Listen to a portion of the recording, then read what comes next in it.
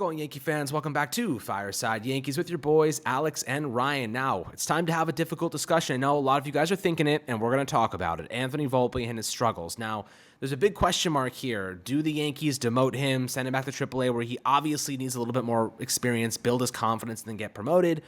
Or do you keep giving him reps? And ultimately, the Yankees and Aaron Boone specifically is kind of tied to the hip with him because he fought for his promotion, fought for him to skip AAA for the most part. And I kind of feel like he has to ride it out and give him the opportunities because otherwise, the alternative is Oswald Peraza. We're going to talk about that, talk about how Peraza's looking, and really what the Yankees should do here because right now, Anthony Volpe, it's not even struggling. It's just horrific. It's going up to the plate without a plan. It's going up to the plate without any confidence, without any discipline. This is not the Volpe we know. This is not the Volpe we've seen in the past, and I think he's overstretching. Like, he's overdoing it. He's over-aggressive. Ryan believes the same thing. We're going to kind of break down the numbers for you and kind of give you an idea of what's going on with him and where this goes from here. Like, where does he go? This is a tough situation to be in. They can't trust him. He's essentially an automatic out at this point in time. But, in the blink of an eye, he could turn it around. Like, that's the type of player he is like, one day before he turns it around, you might demote him and suddenly he's in AAA. You just don't know with a player of this magnitude when he's just going to figure it out. Like, it almost feels like he's right there, but he's being over-aggressive, and we want to kind of break down those numbers and give you more of a context into what's going on with him. But Ryan, before we dive into the good stuff, how you doing tonight, my friend?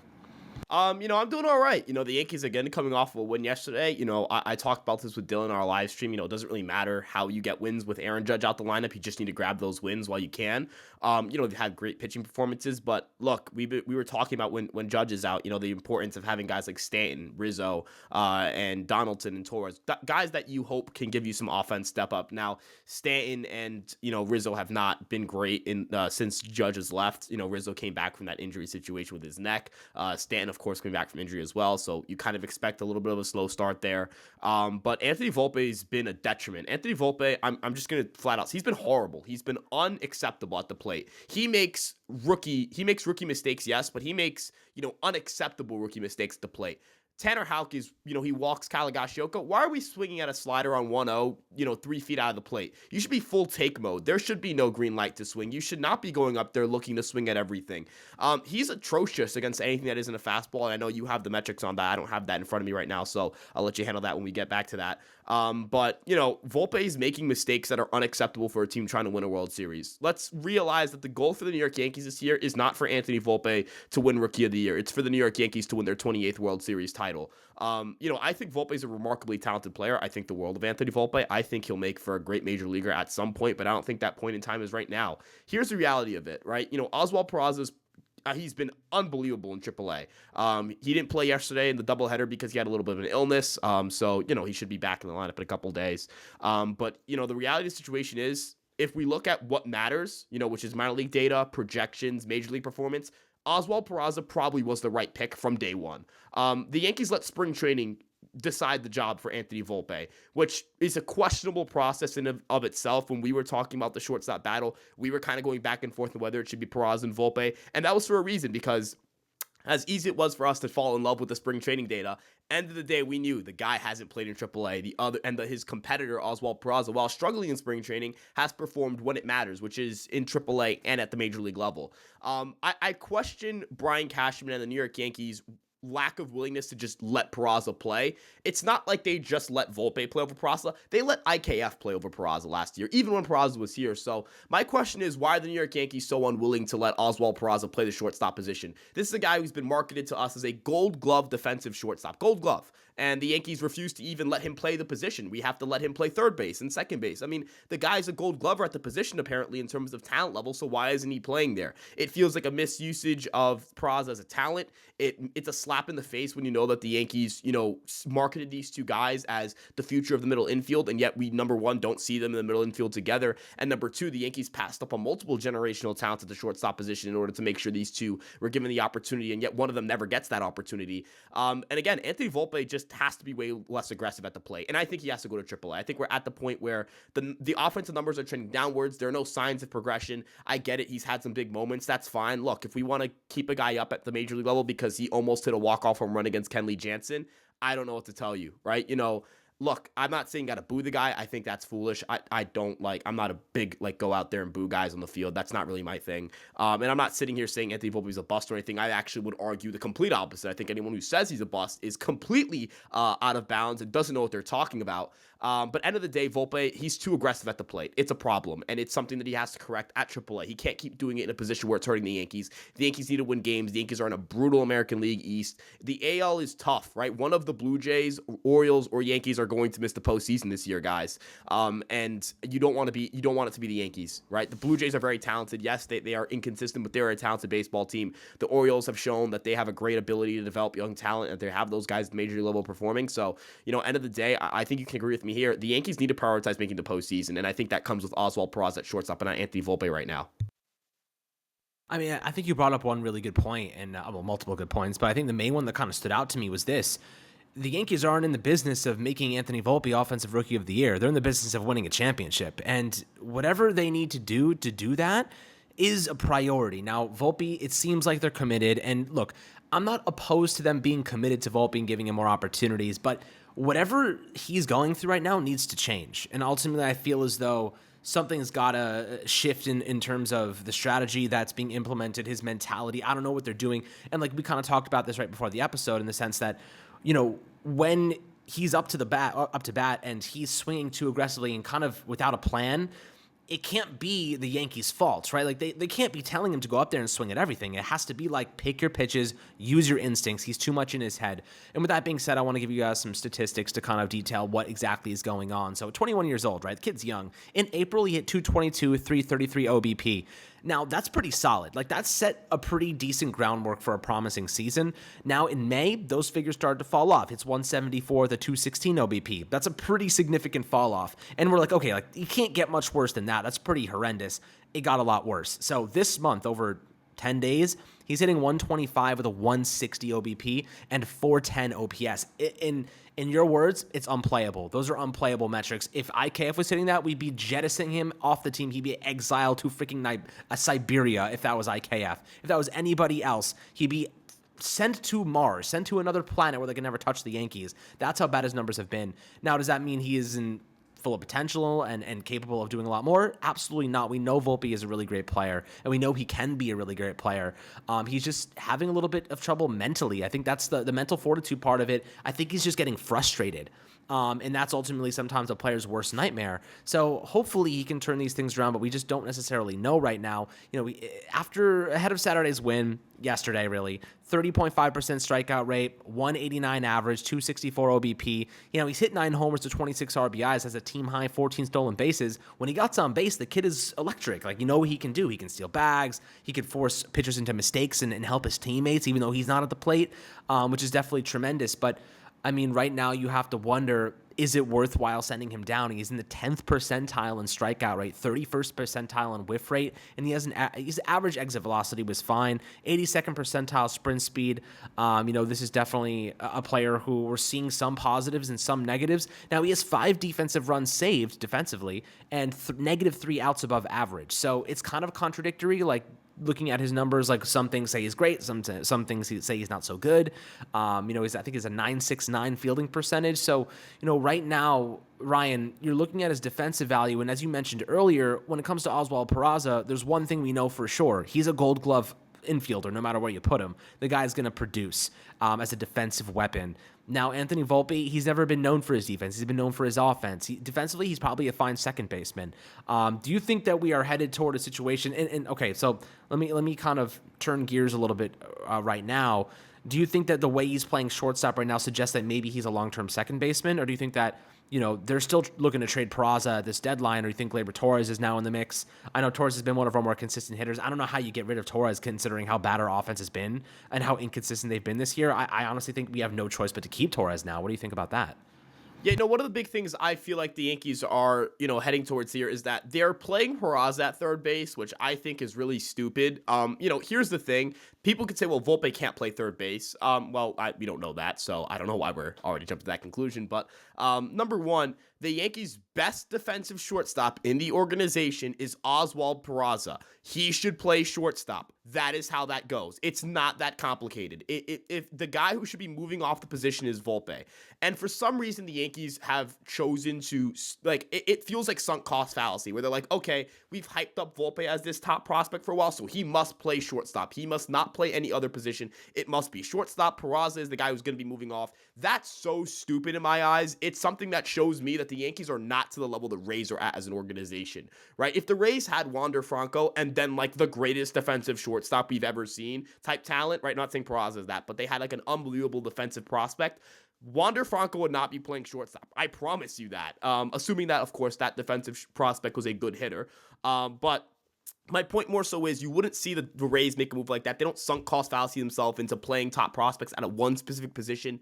The Astros don't do that. Alex Bregman, he was a shortstop when he was in the organization. They moved him to third base, right? They had Correa there. Then they had Pena. They had Pena coming up, an unproven rookie. They could have moved Bregman back to shortstop and said, all right, Pena, Bregman is our guy, right? You're not our guy. You're just a rookie. So we're going to play you at third base. We're going to play Bregman at shortstop. And Pena has a remarkable arm. He would have transitioned beautifully to the third base position. What do they do instead? They said, no, Bregman, you are our guy, but the better defensive shortstop is Jeremy Pena. So that's who they put at shortstop. When you think with your head and not your heart, you can make a lot better decisions as an organization. The Yankees do that with their pitching staff, but they clearly haven't done it enough in their prospect world. Look, we talk about how, guys like Austin Wells are not being promoted aggressively enough. They let Anthony Volpe entirely skip AAA. It just feels like they made that move in a marketing play and not enough as a baseball move. And I don't like that. I don't like when an organization makes a move based on hype and, trying to get fans involved and not enough based on baseball mind or baseball operations, right? So end of the day, the right decision to make is to have Volpe at second base or at third base or second base, depending on Gleyber Torres' situation. It's going to be hard to move off of Gleyber Torres. Again, as you mentioned, the offense isn't doing too hot, but maybe that's something that you look at after 2023, or maybe at the deadline, something opens up where you can move Gleyber for someone who can play third base and then you transition Volpe to second base. That's always a possibility. But as of right now, right, like the guy who's struggling is Volpe. The guy who's causing the Yankees to lose games is not Peraza or Torres, it's Volpe. And so that's the guy who should have his playing time questioned, not Torres, not Peraza. And that's how it has to be, right? Again, the Yankees are trying to win baseball games, right? The Yankees are trying to go out and compete for the World Series. And that's not going to happen by trying to develop Volpe at the major league level when he clearly doesn't look ready. So, end of the day, if you're moving Torres to accommodate Volpe and Volpe hasn't done much for you yet, I think that's a problem. If you're moving Peraza because you don't want Volpe to have to play a different position, I think that's a problem. Who available at the deadline is really worth Oswald Peraza? It's probably just Shohei Ohtani. And quite frankly, do we think Shohei Ohtani is going to go to the Yankees? I would bet heavily against that, even though I would love it. I think it would be, just you can only imagine, right? But I don't think that's happening. Juan Soto is a guy people are like, oh, are the Padres going to trade Juan Soto? I think the Padres are too talented and they're not going to give up on Juan Soto. That's not going to happen. So end of the day, there's no, like, Cody Bellinger's great. I'm not trading Oswald Peraza for a 1-year rental. So end of the day, you don't want to trade Peraza and get negative value or not get the value you're looking for. You don't want to trade Torres just to have Volpe there and, then again, not get the value you're looking for or make your team actively worse. They have to figure out how to get Volpe to play a different position outside of shortstop and figure out one of Torres or Volpe to get to third base, because that's the only way it's going to really work long term, or at least for the near future. Yeah, look, right now the Yankees have to make a tough choice, and ultimately I think it's going to be that they are going to keep Volpe in the mix, and he's not going anywhere, because right now, Aaron, like I said before, Aaron Boone has tied himself to Anthony Volpe. He fought tooth and nail to get this guy promoted. Look, Jason Dominguez kicked ass. They didn't elevate him. Oswald Peraza, he was ready to be he had the job locked up. He performed in AAA. Nothing. They didn't even put him in for a meaningful amount of games, and they just kind of babysat him and sent him back down and exiled him to AAA. The way they've treated other prospects has almost been it's almost been disgusting. Like, they treat everybody else like they're second-class citizens, but Anthony Volpe is like the next messiah. You know what I mean? Like, it's kind of weird, right? Like, I don't really understand. Like, Volpe never played a game in AAA, yet they treated him like he was going to be the next Jeter on day one, and we all expected him to struggle. Ryan, you and I both said, I don't expect Volpe to be good, or at least, we have to give him time, because he's gonna suck at first. Like, he's not gonna start off really good, and it's actually taken a lot longer than we thought. We actually looked at June as the month that he would kind of pick things up. Instead, he started off decently and has gotten worse month after month. So Now we have to ask ourselves, like, what happens now? What do the Yankees do? I don't think they're going to do anything. I think they're going to sit and do exactly what they've been doing this whole time and just letting him struggle and letting him figure it out, which may or may not be a good decision. But I will say this, and a lot of people are probably going to be in the comments confused and upset about certain things, but I'll say this. Volpe is not the reason the Yankees are losing games, guys. It's a team problem. Stanton can't hit. Josh Donaldson, he's had a couple of homers, but otherwise he strikes out a lot. He was whiffing at pitches that I don't even think wiffle ball hitters would have been looking at. So I'll tell you what, there's a lot of guys. In DJ LeMahieu, he's basically been a non-factor at this point in time. Willie Calhoun's been our best freaking hitter over the last week and a half. Look, that's not a slight to Willie Calhoun. That's a slight to everybody else, because Willie Calhoun should not even be on this roster. You know what I mean? That's the truth. Willie Calhoun stepped in and he's starting right fielder right now, guys. That's really, really bad for the Yankees, because he was not even a major league talent before this season. We called him up from AAA and he's starting games now. Gleyber Torres, kudos to him. He's been actually hitting. He's been actually he's real. Like, Gleyber Torres is wildly inconsistent, but at least he's been somewhat consistent compared to everybody else. Judge missing him. And we've seen this over and over again. Without Aaron Judge, this team is bad. You know what? And that's kind of what a testament to the decision they had to make this past offseason. They had to sign Aaron Judge. They had no choice, because Brian Cashman knows without Aaron Judge, the equation he's been following, the team he has assembled, is one of the worst in our division. It may be the worst in the AL East without Aaron Judge. And that's sad, man. That is sad. With one of the highest payrolls in baseball, with some of the most lofty players, the greatest names in the game, after their prime, we're just riding on names at this point. Josh Donaldson is washed, guys. You know what I mean? Like, Giancarlo Stanton, love the guy. He was amazing in the first year or two with the Yankees, but he's a shell of himself, The guy can't stay healthy. He can't even play defense. There's so many other guys we could look at and point at to say, what are you doing? Carlos Rodon's historically been injury prone. We give him a 6-year deal. A lot of executives, there's reports that came out after, executives were like, we don't know why they did that. You know what I mean? Like, we loved it because it's Carlos Rodon. We wanted him to be the number 2 behind Garrett Cole. We're excited, and we're Yankees fans. We're obviously going to be biased. But at the same time, like, Brian Cashman's paid $5 million a year, millions of dollars a year to make these decisions. If you paid me $5 million, I'd probably want to make sure Frankie Montez's shoulder isn't blown out before I trade my top pitching prospect for him. Like, I don't know, that's just me. I do my due diligence, but that is what it is, right? Like, Brian Cashman, he's made some great moves. Clay Holmes, obviously, Wandy Peralta, developing Michael King. There have been some hits there. There have been some gems. There have been, like, Gio Urshela, Luke Voigt for the season. There have been some players that have been awesome for us, and that's amazing. And the thing is, Ryan, what confuses me, he hits on the ones you don't expect to hit.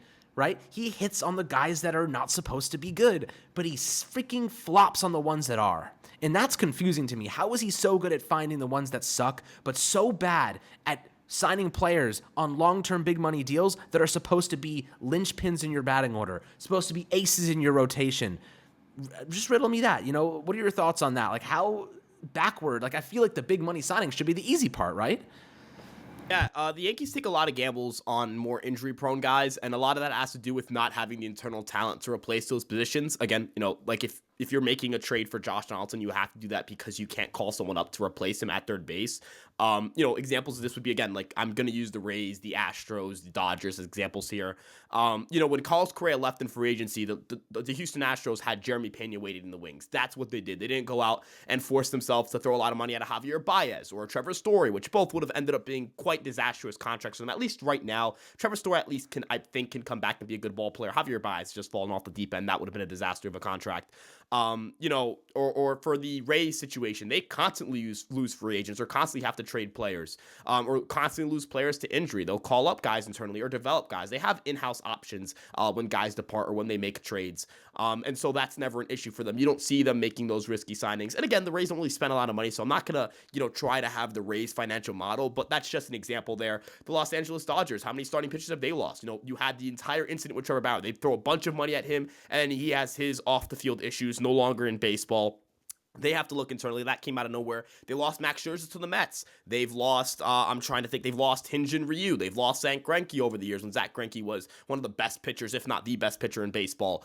They've had Clayton Kershaw suffer a myriad of injuries. Walker Buehler's out with Tommy John surgery. And they consistently look at Bobby Miller, right? You look at Michael Grove. You look at Julio Urias. You look at just the Tony Gonsolin, Dustin May, just a plethora of talent they have internally. Trey Turner goes, they have a guy like Miguel Vargas. They tried to trade for Joey Gallo, or they did. It didn't work out. They had they had holes in the outfield, and at DH, they lost Justin Turner. They bring in JD Martinez. They bring in Jason Hayward. They bring in, they call up James Outman, and that fills out their holes. They don't have to go out and make these risky spendings. The Dodgers were not in on Carlos Rodon. They weren't. And I'm not saying Carlos Rodon. I wanted Carlos Rodon. So again, I'm going to sit here and say, I wanted Carlos Rodon. I'm not going to sit here and start, going off about, I didn't want Carlos Rodon. I know you were a little more skeptical than I was. I was all in on Rodon, so I'm not going to backtrack that or walk that back. That'd be hypocritical of me.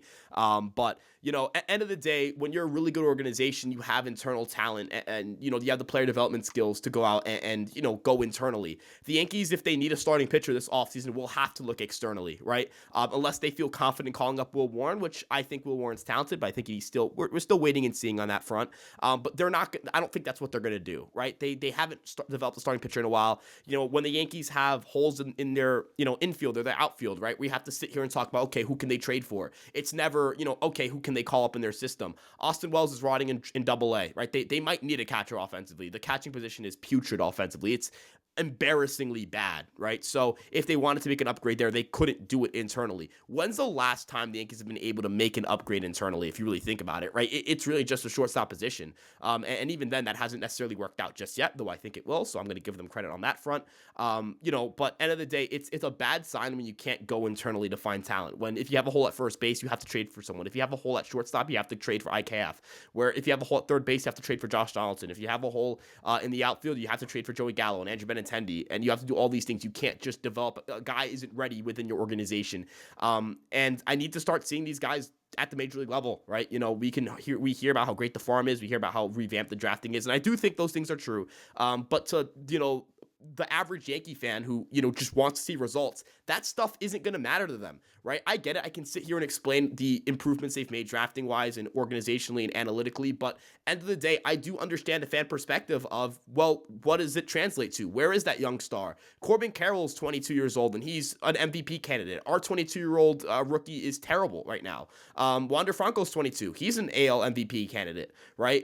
You see Spencer Strider, he's dominating. Where's our Spencer Strider? Where's our Corbin Carroll? Where's our guy that we've developed? Aaron Judge is 31 now. It's been about 6 years since he was a rookie. So that's your last major win. For an organization that has so much money to spend and has, again, revamped everything, when's that next consistent or, at least, all-star caliber player going to come out, right? So that's really the frustration I understand fans have. And I can understand that on that front. So I think end of the day, we're looking at a team that is spending a lot of money, has holes that they shouldn't have holes at. Feels like they're getting outclassed in division in terms of acquisitions by teams like the Orioles and the Rays. You feel like that shouldn't really be happening. You should at least be on par with them, or at least any of the gaps you have organizationally can be covered up by finances. And end of the day, that's always frustrating. But do I have faith that down the road that can turn around? Absolutely. I'm going to be patient for guys like Jason Dominguez to come up, Spencer Jones, Austin Wells, Everson Pereira, Richard Fitch, Chase Hampton. I mean, there's plenty of guys up and down the organization. Will Warren. But I want to see it first. So I can understand that from that perspective. And end of the day, that's why they're pouring a lot of money in places they really shouldn't be putting money in. Yeah, man. Look, I'll tell you one thing right now. Jason Dominguez better freaking pan out because, look, maybe our, a lot of people say our farm system is one of the best in baseball, but I'd argue that we have the best media in baseball. We have the best media at hyping up our prospects. We have the most attention. And maybe that's the truth. Our guys are just not that great. We just have the best guys at making them sound great. So we'll see what happens, my friends. I think Volpe is great. He's a great prospect. He's a great player. I think he's going to be a tremendous MLB player. But like you said earlier, it just isn't right now. Jason Dominguez is basically the son of God at this point. He better pan out because that would be a really big disappointment. One of my biggest, concerns about the Yankees minor league system is that we don't produce great starting pitchers. Right? Luis Severino is probably our last really good one, and he's been injury prone basically his entire career. We were more than happy to send Ken Waldichuk and Hayden Wesneski on their way without even hesitating. We gave Wesneski up for a bullpen piece who's immediately sustained Tommy John surgery. We gave Waldichuk up for Frankie Montas, who they didn't even care to look at his shoulder. Like, for God's sakes, you're giving one of your top pitching prospects away and you don't even do the due diligence to look at a rental piece's shoulder that's already injured. Like, that's malpractice. That's like just like suicide. Like, that's minor league suicide. That's really awful stuff there, and you just can't justify it sometimes. Someone has to be held responsible for these decisions at some point, right? Like, and that's my honest take at this point in time. Someone's got to be held responsible for the unbelievable amount of mistakes this team has made over the past couple of years in terms of trades, acquisitions, big money signings. I just don't get it. I don't understand. Like, how do you hit on so many like guys who aren't supposed to be good, but then can't hit on the ones that are? Can't hit on the ones who are getting $200 million contracts. It doesn't make any sense to me. I really just don't get it. It's logically flawed in every way possible. But guys, I'd love to hear your perspectives below. As you've probably realized, after 25 minutes, we have been on a very, very aggressive rant, but I love to hear it, man. This is what we do it for. It's fun, enjoyable. Hopefully you guys have a lot of information and takes and offerings below in the YouTube comments section. As always, make sure to like and subscribe, and we'll catch you guys on the next Fireside Yankees episode.